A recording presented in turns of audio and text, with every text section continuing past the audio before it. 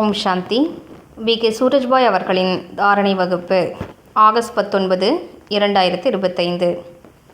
சேவைக்காகவும் சுய முயற்சிக்காகவும் பகவான் கூறியிருக்கக்கூடிய ஓர் ஆழமான ரகசியம் என்னவென்றால், தன்னைத்தான் விதை ரூப நிலையில் நிலைக்கச் செய்து, அதாவது ஆத்மா விதை ரூபமாகும்.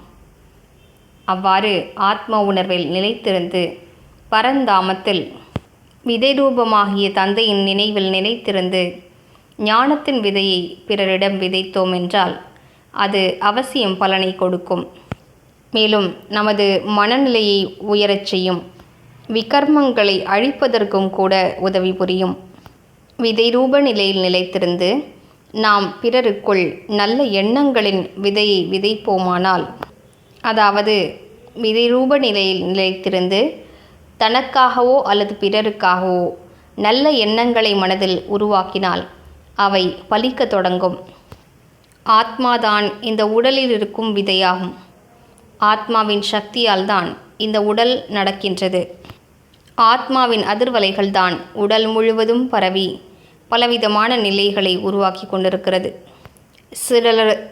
சிலரது உடல் நோய்வாய்ப்பட்டிருக்கிறது, சிலரது உடல் ஆரோக்கியமாக இருக்கிறது, சிலர் மிகுந்த மகிழ்ச்சியோடு இருக்கிறார்கள், சிலர் துக்கத்தில் இருக்கிறார்கள். அனைத்திற்கும் விதை ஆத்மாவே ஆகும். அழகான எண்ணங்களை உருவாக்குவோம். நான் ஆத்மா விதை ரூபமாவேன். நான் மிகுந்த சக்தி வாய்ந்தவனாவேன்.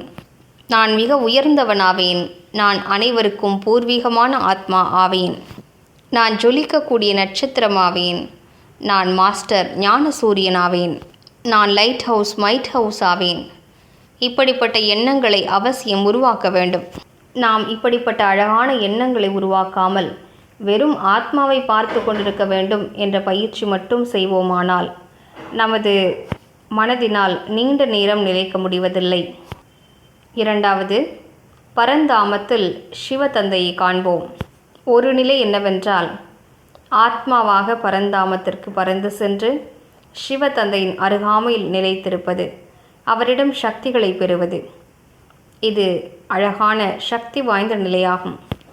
ஆனால் இந்த பயிற்சியை மேற்கொள்வதற்காகவும் நாம் இங்கிருந்தபடியே பரந்தாமத்தில் சிவதந்தையின் ரூபத்தை காண்போம். அங்கே விதையான தந்தை இருக்கிறார். இந்த படைப்பிற்கே அவர் விதையாவார். சுப்ரீம் சோர்ஸ் ஆஃப் எனர்ஜி, சர்வ வல்லமை படைத்தவர், ஞான சூரியன், சுகம், அமைதி, தூய்மை தன்மையின் கடலானவர். இவ்வாறு அழகான சிந்தனைகளை உருவாக்கியபடி அவரது சொரூபத்தை பார்த்து கொண்டே இருப்போம். பின்னர் எண்ணத்தை உருவாக்குவோம். ஆத்மாவாகிய நான் அவரது அதிர்வலைகளில் இருக்கிறேன். அவருக்கு மிகுந்த அருகாமையில் இருக்கிறேன். அவரது அனைத்து அதிர்வலைகளும் எனக்குள் நிரம்பிக் கொண்டிருக்கின்றன. ஒரு நிமிடத்திற்காக கூட பயிற்சி செய்யலாம். இது கூட மிகுந்த பலனை கொடுக்கக்கூடியது. ஒரே அடியாக 1 மணி நேரம் 2 மணி நேரம் உங்களால் அமர முடியவில்லை என்றாலும் இடையிடையே சிறிது நேரத்தை ஒதுக்கி பயிற்சி செய்யுங்கள். ஒரே பயிற்சியினை முழு நாளிலும் இடையிடையே நேரத்தை ஒதுக்கி 10-12 முறைகளாவது மேற்கொள்ளுங்கள். அப்போது மிகுந்த அழகான அனுபவங்கள் ஏற்படும். யோகத்தின் ரசனை உங்களை கவர்ந்தெழுக்கும். நீண்ட நேரம் அமர்ந்து யோகம் செய்ய வேண்டும் என்று பின்னர் எண்ணம் தோன்றும். அழகான அனுபவங்கள் ஏற்படும். எனவே பயிற்சி என்பது அவசியமாகும். பரந்தாமத்தில் நிராகார சிவதந்தையின் ரூபத்தை பார்த்தபடி அவரது சக்தி எனக்குள் நிறைந்து கொண்டிருக்கிறது என்று அனுபவம் செய்வோம்.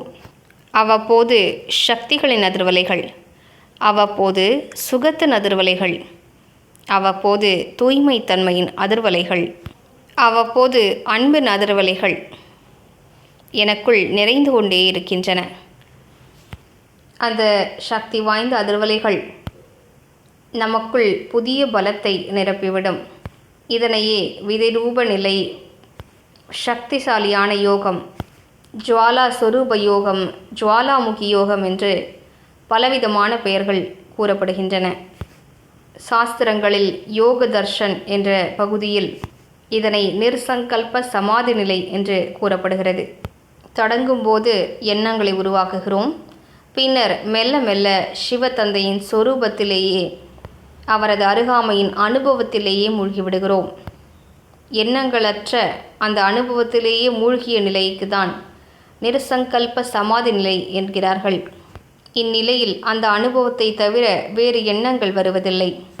சுயத்தின் நினைவை கூட மறந்து அந்த ஒரு தந்தையின் நினைவில் மூழ்கும் நிலை இது. இதற்கு மிகுந்த சக்தி இருக்கின்றது.